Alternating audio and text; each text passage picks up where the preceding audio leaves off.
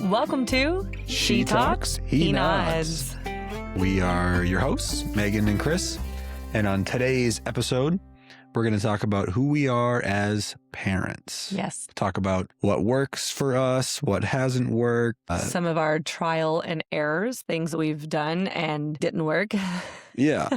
Things that are working for us now. And, who knows what's to come for the future.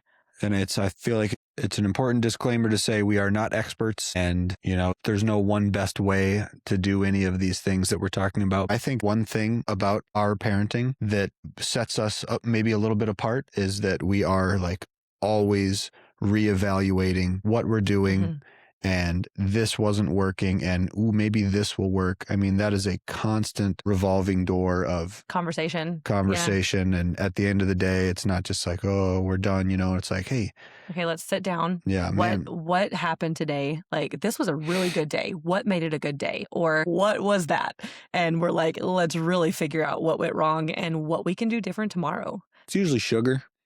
Sugar is always the problem. Yep. It's usually, oh yeah, that's right. They did have sugar at 4 p.m. Yeah. Well, this is on us then. Yeah. That was our fault. Can't be mad. So yeah, like he said, we're not experts. This is just based off what we have tried and what we've just observed from our trials. And again, what works for us right now and what we have done in the past and look at and think, oh, what were we thinking when we tried that? Like, why did we think that would work? Or why did we think that was good for them? Not even that it would work. Like we don't only want it to work as parenting, I think. It's not just about what gets the result. I think for us, it's also about what is good for them, what is good for us, and with those two things, what also works. Mm-hmm.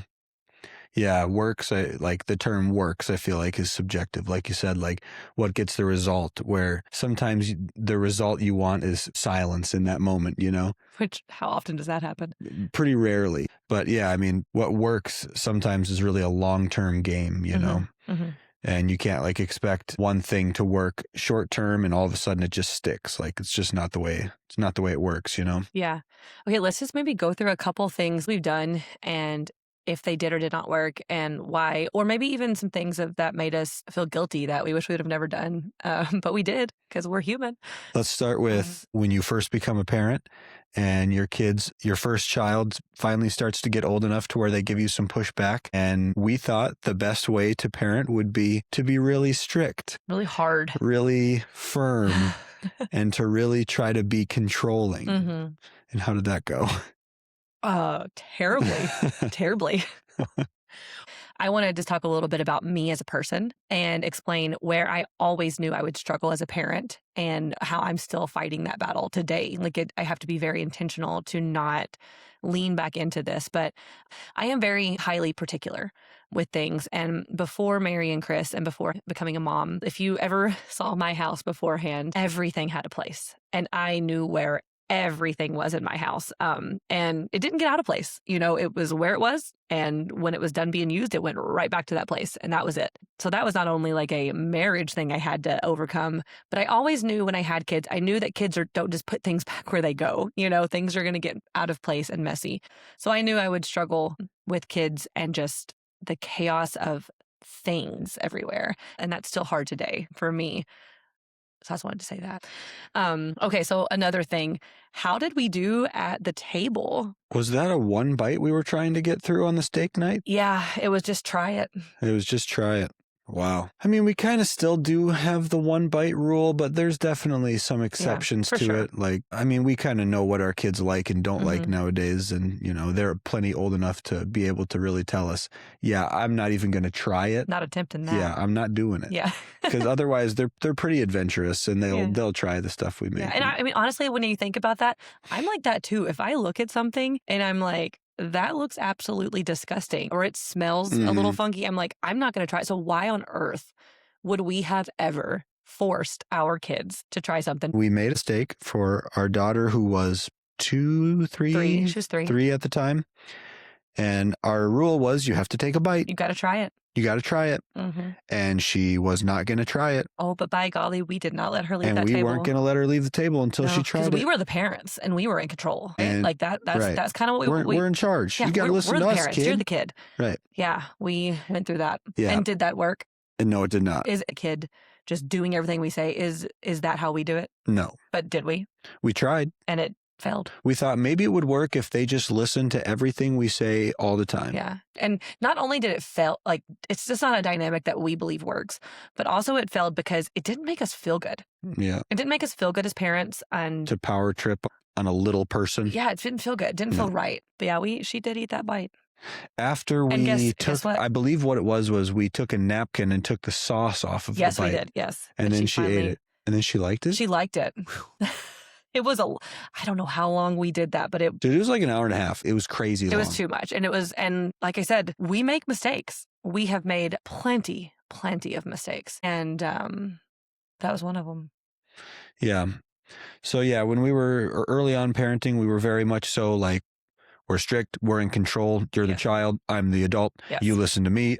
I don't have to listen to you. You're, all of this. And it just didn't work. Yeah. Not just it didn't work, but it just also didn't resonate with us. It didn't feel right for us. And it just isn't a good relationship to have with your child. And so I guess we should say too, we have 3 girls, 2 that live with us full time that we've had together, and then my stepdaughter. And so, yeah, 3 girls. And so that's who we're parenting. That's who our experience is with.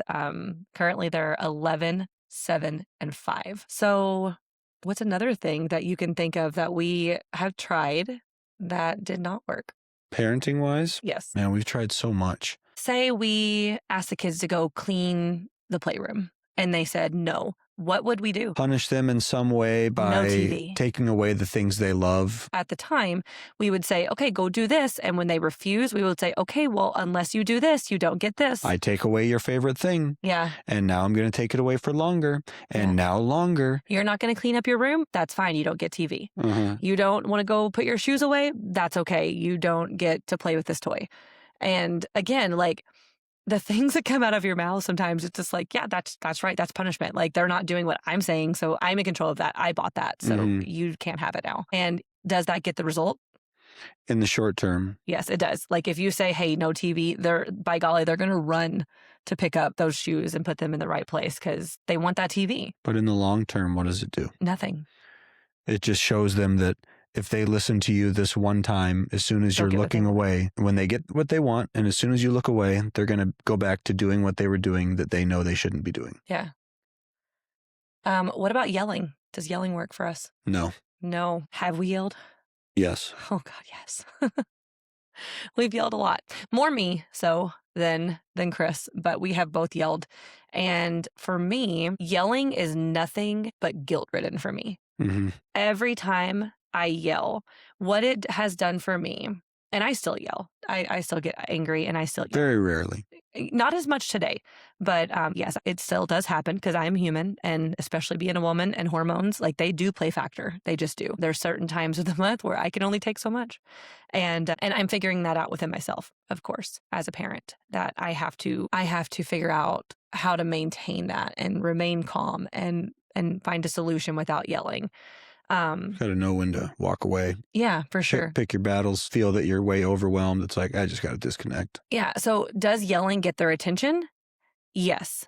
But to me, like, whenever we have yelled, all that I ever see is fear in my kids' eyes. And it's like instantly when I would yell, I don't know, their eyes would change. Like, they look at you like, they're not looking at the parent that they love. They're just scared. Yeah. Yeah. When I would yell, I would look at their eyes and they were just scared of me. And I'd instantly, sometimes I would just still be mad, but the guilt that came after the yelling, first off, like, it didn't really do anything but stop and pause the situation. It didn't get me what I really wanted. It didn't teach them anything. It just made everything stop.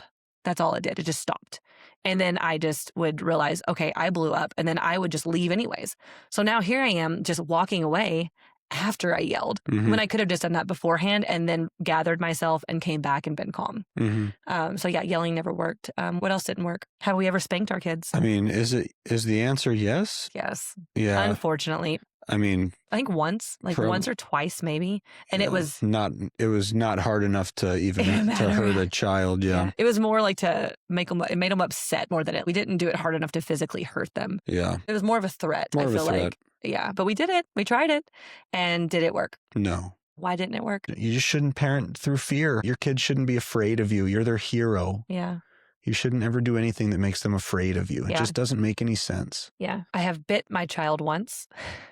That stuck with her. It did. That was a decision that was hard. So only one of our children was a biter. And we always tried to just do something else, but it got to the point where it was too much. She would bite us. She'd bite her siblings. It was her gut wrench reaction to any adversity. Yeah. Instant, just bite. Like, oh, you have a toy I want. Oh, you're not going to give it to me? Here comes the teeth. Yeah. And it just got to the point where it was hurting others. And I read something that said, bite them back. I think I even asked our pediatrician. She said, bite her back. And one time I did. I finally did. She bit me hard enough that I just said, I'm going to bite you back. I will say, did it work? Yes. She has not bitten since. But the thing that I did not like about it, now it got my result. And I don't think I regret doing it because it did get the result. I don't know if it would have ever changed. I don't know if there was anything we could have done that would have not made her do that anymore other than that. But the fear she had of me after doing that, I hated. I hated it. She was truly like, if she started to bite somebody and stopped herself, she would instantly start crying. And I hated that. So I think all of those different things that we did, the yelling, the trying to control, the forcing different things, a lot of that led us to where we are now, which we don't do any of that. And I think it's because we saw how our kids responded to us. And what we didn't want was them to have a relationship of fear with us. We didn't want them to respect us because they knew they had to get what they wanted. We wanted them to respect us and follow our directions because they knew it was the right thing to do. And for nothing other than that, just that. Because we wanted a mutual respect of, you know what, when I ask mom and dad for help, they come and help me. So when mom and dad ask me for help, I want to go help them. That's essentially what we wanted out of our kids. And Yeah. I think we're getting closer to getting that. It's still a work in progress, but I think we're getting closer to that point where we are now. Yeah, and it's not even like trying to teach them to respect us, but more so just teaching them to respect. Yeah. Like not just us. Yeah. Because to respect like out of fear, which is not respect, that's fear. That's fear. Then you end up acting that way to somebody, to a stranger that you fear. Mm-hmm. And you're showing them respect because maybe they can hurt you or they have something over you. They're your boss at work and they can take your job away or whatever, and then you're only showing respect because they can control you in some way. Yeah. Or because you have to get what you want. Rather than just having the communicative skills to voice if you have an issue and, just teaching them to be kind through just having a moral code. Yeah. Providing them with enough moral compass to just be good to people. Just be a good person. Right. Just be a good person. Be good to people for the only reason of that you just are good to people. Yeah. And that, if somebody, no matter what their age or position in life, if they're crappy to you, then, that's not somebody you want to have in your life. Mm-hmm. And you don't have to be crappy to them back. You don't have to be disrespectful to them back if they're disrespectful to you, but just have the knowledge to be like, this is not somebody I want in my life. Yeah. I'm just going to avoid this person. Away. Right. There's never any disrespect, Yeah. It's just like you find someone who meshes with your life and your moral code and good, they're part of your life. And, people that don't, fine, they're not part of your life. Yeah, get through that encounter and then just be like, okay, I'm going to avoid that person for my future encounters, Right. And people like that person. Yeah, for sure. So now you had mentioned a big shift in our parenting. And this was recent. This was pretty recent. Mm-hmm. Like fundamentally, the biggest shift that we had was when we read Punishment-Free Parenting. Yes. That's when our biggest fundamental shift was. And so again, like we had discussed, like one thing that I think that we are just so proud of ourselves as parents, always trying to do better and always having that conversation with each other, of this is working, this is not working. Not only just talking about it and in the forethought of our minds, we have found that listening to other things that we agree with and keeping that in our ear helps us become intentional. And I stumbled upon, I think it was a TikTok of John Fogle's, and he was advertising his book, Punishment-Free Parenting. And we went and both listened to it and it just clicked.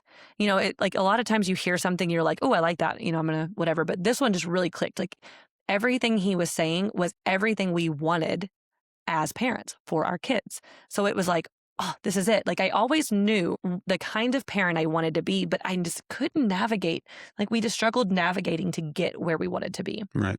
And I think we don't want to just be their best friends and enable them and just give them everything they want, and just be enablers. And we also don't want to be totalitarian to where we run it like we're in the military, Mm-hmm.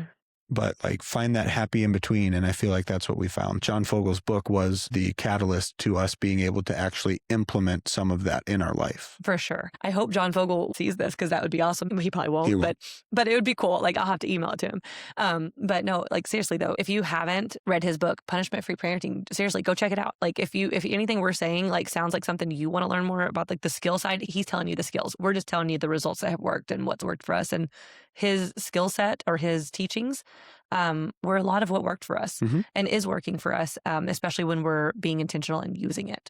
So essentially, it is what it is, punishment-free parenting. Now, that does not mean lack thereof discipline. We still discipline our children. It's our job to teach them and to mold them and to guide them through life. Yeah, that's the definition of discipline. Yeah.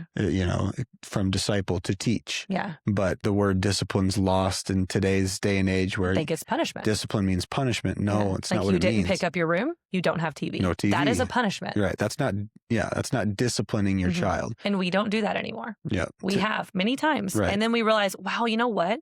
That isn't fair. Right. That is so not fair. They're like, oh, they didn't clean their room so they can't have TV. Well, that's not fair. Yeah.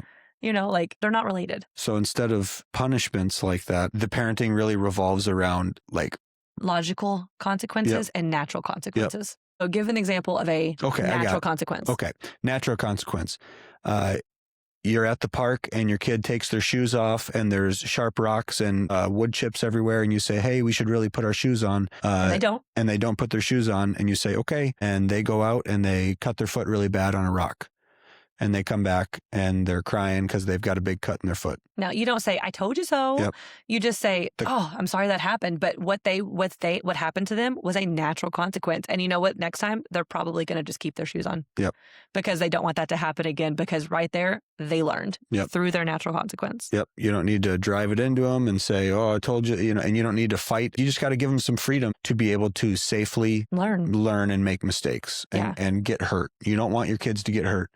But it's much better to be the parent who comes and helps your child up after they've fallen instead of the parent who's standing under your child trying to climb a ladder because you're so terrified that they're going to get hurt. Your kid doesn't gain any autonomy by always having you there helicoptering around them. Which we have also done that. Yes, we've helicoptered bad because no one wants to see their kid get hurt. Of course. But man, whenever we took a step back from that though, did we realize how capable our kids are?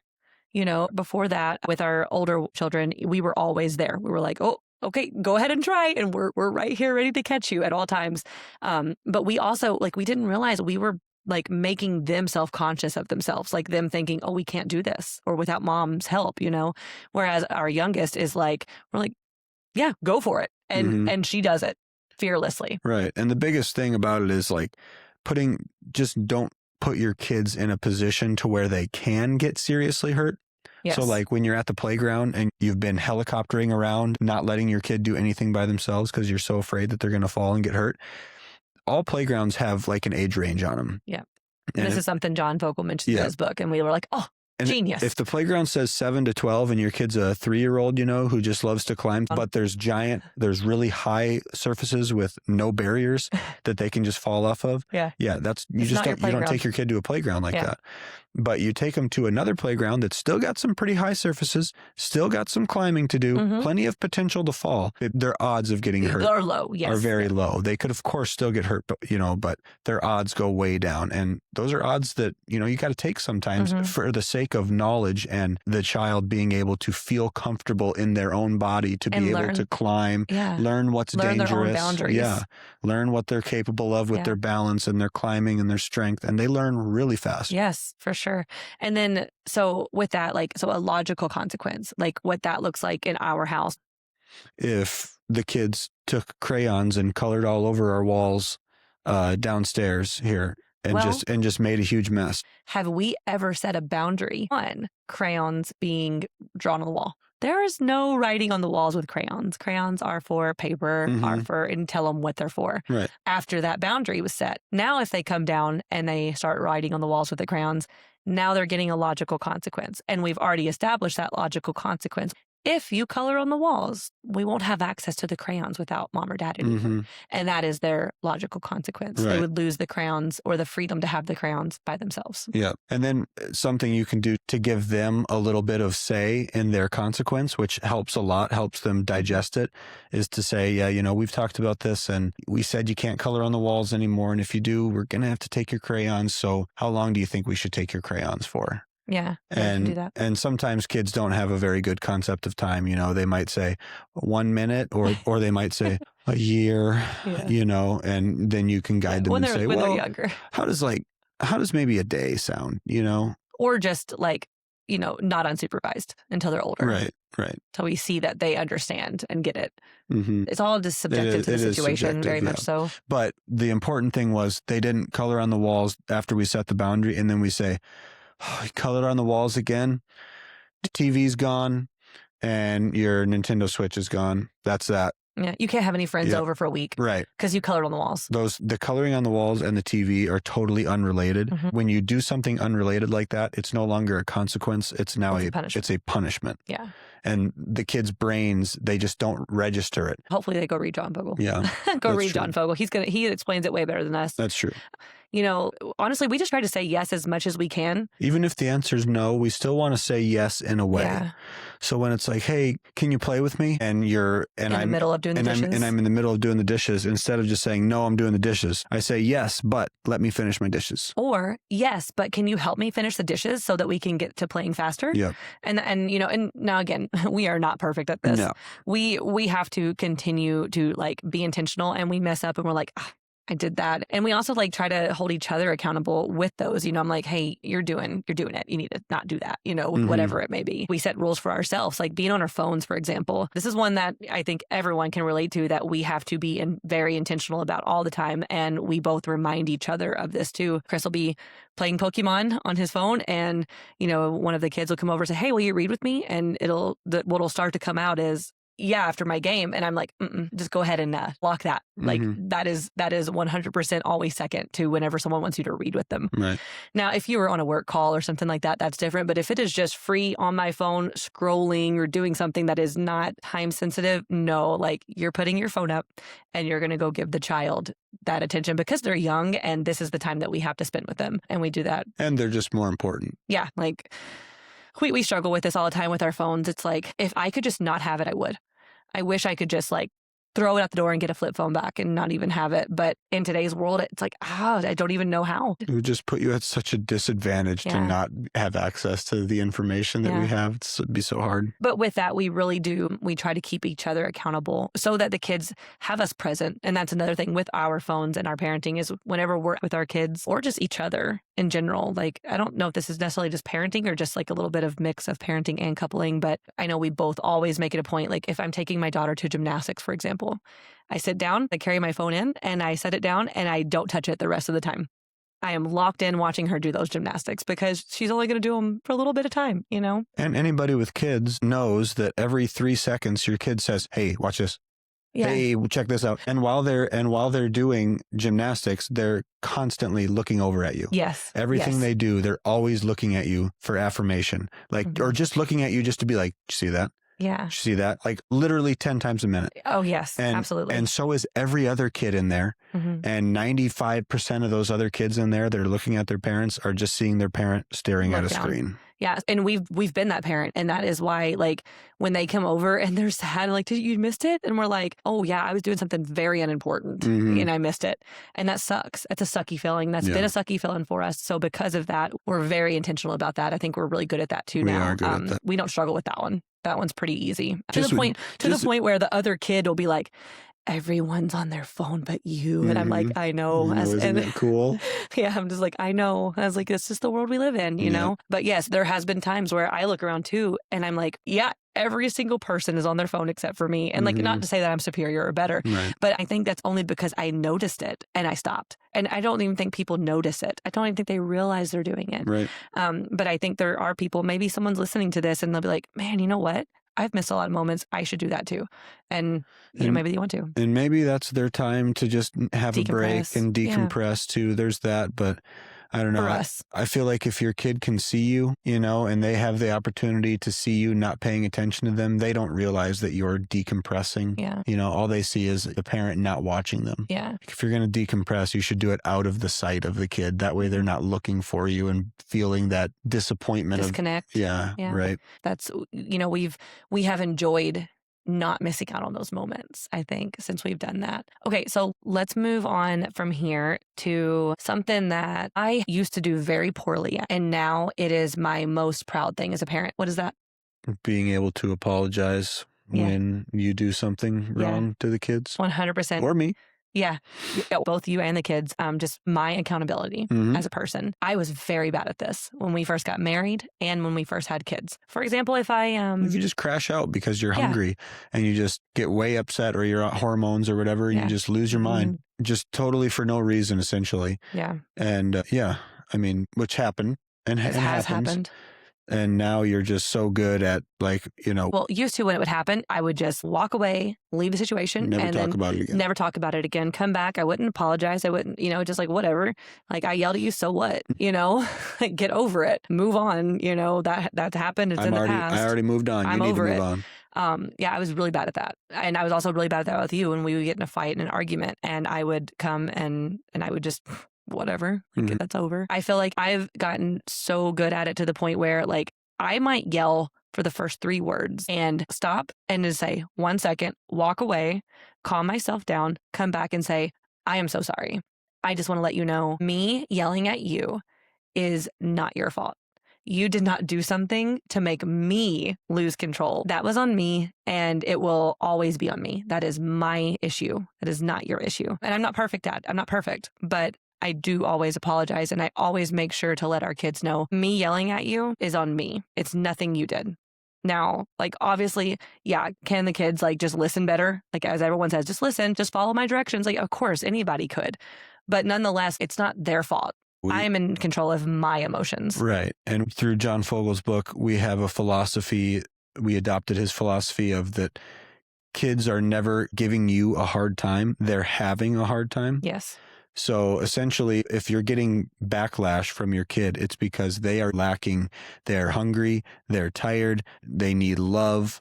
Yeah. There's something need that is not being met.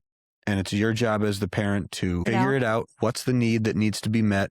Meet that need, and then watch their attitude change, because they're not trying to be malicious. They're just having a hard time, and they can't.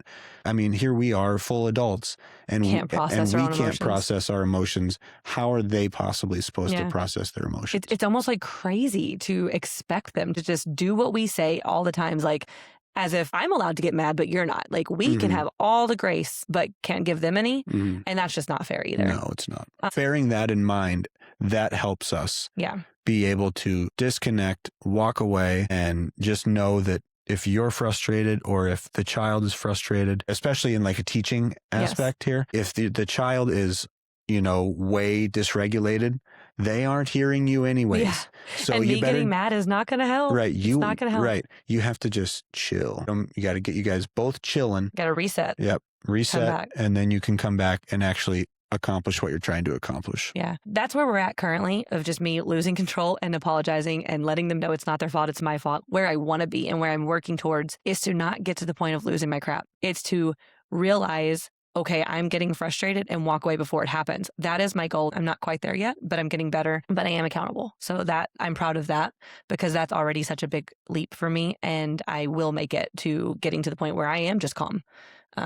And I will walk away. There has been times that I have, and there has been times that I haven't, and I will make it to that goal because I'm determined. I could get upset right now of thinking of the times I've made my daughter cry from just yelling when she's, like you said, having a hard time. And that is hard. God, that is hard as a mom to watch your kid be sad over something you did to them. It's terrible. It sucks so bad. And I don't ever want to do that to our kids. And so another thing we have taught our kids in that same subject is not that it's their job to regulate me, but, I tell them, hey, if I start to get sassy with you, which means like, I'm starting to get frustrated and you're seeing that, call me out. And by golly, they do. If my tone starts to change and I don't realize it, Mom, you sound hungry. Go eat. Yeah. Mom, you're hungry. Yeah. Mom, maybe you should go scream in a pillow or something. Sometimes they'll just say, eat. Yeah. But I've told them to do that because again, I am working on it. And I think, as a family, we have to help each other together on that. So it's not their job, of course. And I tell them that I'm like, but if you start to see me getting frustrated, like I might not even notice it. So tell me to go eat, tell me to go, take deep breaths. And they do. I think it gives them some sense of control of the situation. Yeah. They're not just like, oh, Mom's getting mad. Run and hide. This is bad. Yeah. It's like, okay, they're getting mad. I think I can help them. They might be hungry and they don't know it. Yeah. We're kind of teaching them some emotional intelligence there, being able to identify our needs possibly, Well, and then the most beautiful thing with that we have seen is they do it to each other and to other kids. And I love that. I love it so much whenever one of our daughters is really upset and the other goes over to her and she'll say something like, do you need to take some deep breaths? Like, can I just hold you? Can I give you a hug? And I love seeing things that we have done to them and they're doing it. So like, that's what it's about. And they're doing that. And they're going to be so much more set up than we were because of those tools right there. And I love that. So that's a big part. Yeah. So another thing just with our parenting is we are pretty routine based. Yeah, our routine is consistent. And I think having a routine is important. I think kids respond really well to a routine. I think they don't respond very well to not having any idea what the next thing is going to be. Mm-hmm. So like your morning routine, like, well, I'm at work. I'm gone sometimes for almost the entire day. Some days my days are fairly short, but I think what goes to show how well they respond to the routine is that when I come home from work early, the day falls apart. Oh, so bad. Because I'm ruining their routine. Yep. And when I come home late, it's like, well, whatever. They've already had their whole day. They know he's usually coming home around the 3:00 hour. Yeah. And they're looking forward to that. But there's one day currently where he comes home at... I start work sometimes at 2 a.m. Yeah. So 3:00 is fairly late. It's fairly late for me. But yeah, so there's one day where right now currently he comes home at 10 a.m. Yeah. I purposely made that a short school day because if I did not have school done by the time he walked through that door, I could not get him back to the table for anything. It's over. So, and that's funny how that works. But in our bedtime, we never co-slept. We never did anything like that. We room shared with both of our girls. Their crib was in our room until they were both 18 months. And then they moved to their own room, still in a crib. We had one in a crib until she was 2, and because she liked it. She was comfortable. Never tried to escape. No, she loved it. But with that, I think our bedtime routine is really good. They love their rooms. We've taught them to love their rooms, that it's a safe place. Now they do crawl in bed with us every so often, and we let them in the middle of the night. We let them in, and then we usually they're there maybe 15 minutes, maybe 2 hours, and then we usually take them back to their room. 15 minutes, maybe 2 hours. That's true. It depends on how tired we are. Sometimes we wake up and there's a kid in our bed and we're like, what happened? How did you get here? Yeah, so we're not like, they're older. They're, again, they're 5 and 7 and 11. Can I crawl in? Yeah. Now, we only have a queen size bed, so it doesn't work very well. It gets pretty tight. And I only have a sliver of that queen size bed. She is directly in, you know what? Half of that bed's not being slept on. She's in the middle or on my side, and I am on a sliver. It's like, what are you doing? Are you comfortable?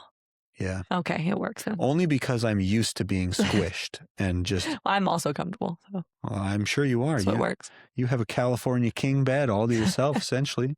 Yeah, You're sleeping on a toothpick. Okay, so our routine currently, we sing our song, we do highs and lows, we turn on a story, we're out. Mm-hmm. And that's it. And then... it's pretty quick. Yeah. And 10 minutes. And then 30 minutes later, the next goes to bed, and it's the exact same thing. We will read something together. We'll talk for a second, and we sing our song, and then I'm out.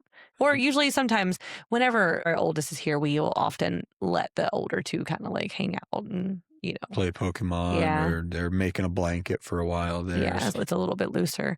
Sometimes it'll be 30 minutes, or sometimes it's the same time, and it's the same thing. Mm-hmm. Yeah. All right, we want to touch on is respect. What is respect, honey? RESPECT. What does it mean to us? I don't think those Tell are them the about it. words. Tell them about it. Yeah, we're basically teaching respect is earned and has nothing to do with Authority. you inherently have to respect me because I'm older than you. Yeah, and this might be different from a lot of people's views. Again, Yeah, this is our opinion. This is our opinion. Yeah, if you differ from us, totally fine. You do you. Mm-hmm. But we're trying to teach them that there's no such thing as respect your elders, and I understand that may make some elders upset and roll your eyes at us. We get it, but just because you're older doesn't mean you can treat a kid poorly. And say you have to respect me. Because I'm older than you. Yeah, because I said so. Because I said so. I'm your elder. You have to respect me. Nope. No, you don't. That's not how we're running. You can't be rude to them. Right. Okay. That's not what we're saying. Yeah, definitely. We're just saying that. Right. If you're not getting mutual respect back, then there's no you have to do this anymore. And with that, we don't expect our kids to respect us unless we give them a reason to. Yep. That's something with our parenting. We try every day to give them those reasons to respect us because we want them to respect us the same way that we respect them. We want them to just look up to us and say, we want to be good examples. Yeah, I want to be like them. Somebody who's yelling and constantly putting somebody down, they're never going to say, I want to be just like you, Yeah. And I don't expect them to respect me if I'm going to treat them poorly. And that's why we try so hard to not treat them poorly. Yep. We still have our moments, of course. Essentially, to sum it all up with respect, we believe respect is mutual in any facet. Like, it's not you respect me because I'm your parent. It's you respect me because I also show you respect. Mm-hmm. That's kind of our biggest theme and the way to simplify it and sum it all up in one sentence. Just trying to treat others the way you want to be treated. No one wants to be treated poorly. Exactly. So just don't treat people poorly. Yeah. So we'll end on something that we teach our kids, especially that we have girls. So we want to raise strong, independent women. Okay. And with that, we do not want them to get walked all over. Now we have one that is, I don't worry about that too much. And we have another that sometimes I'm like, okay, she can be a people pleaser. And I want to make sure we teach her to be strong and stand up for herself. So essentially, we let our kids check us and put us in our place if we're doing wrong because we make mistakes. Mm-hmm. Just because we're their parents, what we say honestly does not always have to go. They have freedom to challenge us. For example, like I have, said since we've set our boundaries of punishment, I've said, well, you can't watch TV then. And she'll come over, she'll go to dad, she'll go to you and say, mom told me I couldn't watch TV because I didn't, do the dishes or something. And then she'll say, and those aren't even related. Yeah. And I'll be like, you're right. We better go talk to her. And then by the time I come upstairs, you've already worked it out in your own head. You're already like, I'm sorry, I know those things aren't related. I'm just... Yeah, and I explain. So it doesn't even last long. But we ask them to hold us accountable. Like, again, it's not their job, but we want them to check us when we do wrong too. Mm. And one thing we love about our children is, man, they are some ride or die together for each other. And I love that. So if someone is not being nice to the other, man, the other's coming in hot. Mm-hmm. She's going to let them know. And so same with us. You want to tell the story about how one sister stood up for another against us? And honestly, we did not get mad at the situation. We were like, you can't get mad. It burned. But, that's what we taught them to do. Yeah. So 7 and 4-year-old had a fight and the 4-year-old ended up getting physically hurt. Not bad or anything, but bad enough to cry and come running upstairs. Yeah. And it's hard to take, especially when it's like in a situation where the bigger kid definitely just exercised their size and just manhandled them. You know, we're not trying to teach that. We're trying to teach defend yourself. Yeah. If you're in danger, go ahead and defend yourself, but don't just hurt somebody because you're frustrated. Yeah. That's not okay. And that's kind of how we perceived that it went in with the little bit of information that we had. Know. We were just kind of talking through it. So Little's up crying and we go get our other child from downstairs to bring her upstairs to talk about what had happened. And she was just kind of ignoring us. She was like ignoring us, sitting in the chair, but like not responding to us and like not taking it seriously. And I think I was doing the dishes and you were the one trying to get... I was just talking, but I wasn't, you thought I was frustrated, but I was not that frustrated. You were going to crash out for sure soon because she was not going to straighten up and you were only going to continue to escalate and escalate. Maybe. I think, in my opinion. Anyways, so I was like, I better go crash out before she crashes out. That way she's not the bad guy. And maybe I can because they never hear me yell. I'm not a yeller. So I'm like, what if I just come in and get real loud, real fast, and maybe that'll work. Yeah. And it didn't work, of course, because that never works. But So And you didn't come if like really hard. No. You came over and you were just like, and hey, mom is talking, listen to her. But you said it kind of like, you don't ever get a tone. You're so soft toned. Right. So like, but I'm capable of being loud. Yeah. I certainly can have a loud, deep voice if I want to. So what happened So next? I came over and I essentially said, Mom is talking to you. Get out of the chair. Yeah, or something. Get up. Yeah. Get up now. And The moment didn't go as planned. And No. yeah. And our little one, who was crying from pain, From being hurt. Well, she wasn't crying anymore, but the little one who was just like, they were just fighting. So Yeah, she they were was just mad fighting. at Big Sister. just 2 minutes before that. And I'm over here trying to get our 7-year-old out of the chair, being way too stern with her.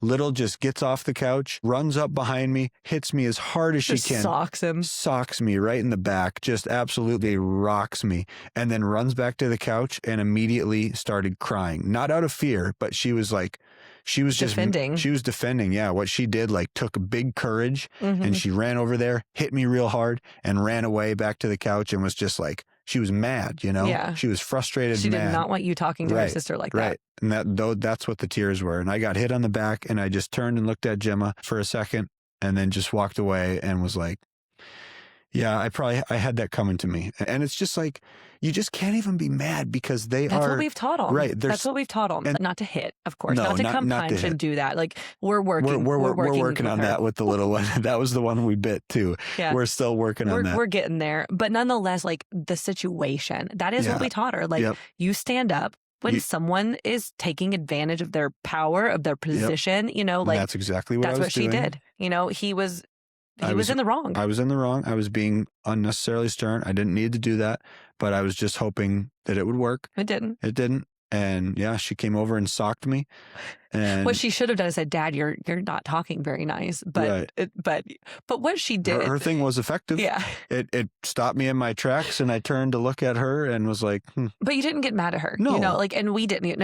And we both said, you know what? Yeah, we could have handled that situation differently. Like, thanks for bringing that attention. But also, you can't hit us or anybody unless it's self-defense, which we have taught them. Right. But yeah, it's just kind of a funny story because we love it. At the same time, it's like, no, like, as much as that sucked to be put in our place from our children, We deserved it. I deserved it. yeah, it wasn't them being disrespectful, She wasn't bad out of line. kids. No, I was out of line. yeah, you were out of line and she was putting you in your place. Now, Yep. did she do it wrong in the wrong way? Sure, of Yes, course. but- We're working on that with her. Yeah. She's real physical. Yeah. But no, like, and that is what we're doing. Like, we just want them to know that, like, just because someone's an authority, if they're doing the wrong thing, call them out. Mm-hmm. Don't let them put you down and treat you wrong just because they're bigger than you. And again, we're not teaching them to be disrespectful. We're just teaching that, like, essentially, like, right and wrong. Nobody deserves to be talked to rudely like that. Mm-hmm. And that's what we as parents do sometimes. We don't realize it, but we are just being rude to our kids. Mm-hmm. And I don't want to be rude to my kid. So I tell my kid, if I'm being rude, tell me Mm-hmm. to stop being rude. And yeah, and I don't, and when they do that, sometimes I'm like, oh, that's a hard pill to swallow, because, like, that's hard to have someone that essentially is inferior to you, can be, to tell you to, like, shut it, Mm-hmm. but then I'm like, when I stop and look, I'm like, no, you're right.